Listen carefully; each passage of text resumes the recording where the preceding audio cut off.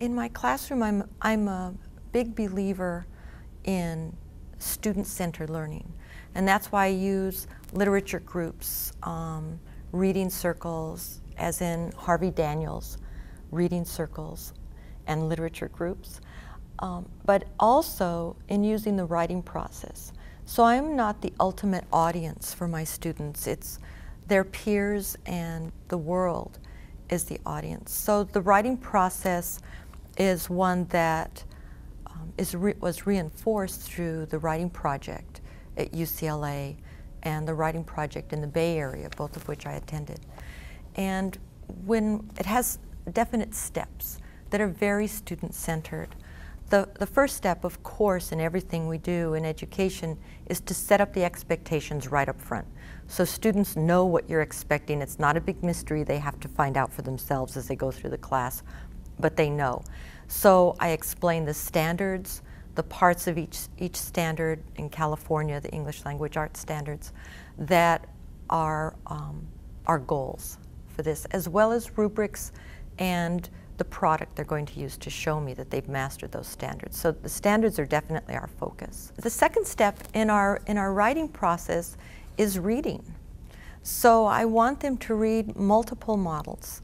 For example, in the autobiographical memoir that we write, and we're responsible for writing in the first quarter of the junior year, I ask my students to find autobiographies or biographies, but especially autobiographies of people they're interested in, and read those for their independent reading.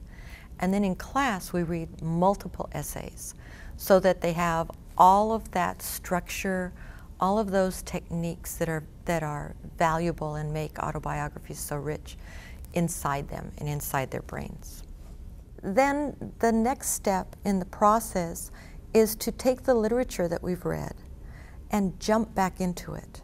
One of the things I really like to do is move my students from telling a story, their story in this case, chronologically, to flip around the time, which is, it's a powerful technique where you might start in the middle of a story where it's really exciting, or you might start by telling the ending and then do a flashback and tell how the story began. So I pull out pieces of literature that do that effectively, and we go through and analyze one together. We're following that same protocol for instruction, where I've taught them the concept and then show them the model and walk them through the model, put them in a group and ask the group to analyze a different piece of literature that we've already read for that same technique and how it differed from the one we did as a class. And then I might put them in pairs or individually to examine another piece of literature and then share their analysis with each other before we share it as a class, so that they really have under their belts a really firm understanding of how to switch the order in which they tell a story. So they can create excitement at the beginning and then keep the reader guessing, well, why did this happen? And I tell them that their goal as a writer is to keep the reader asking them questions, so that the reader is being tricked into continuing the story to find the answers to their questions, which is what happened to them when they were reading. And I found that to be a really exciting way of teaching literary technique.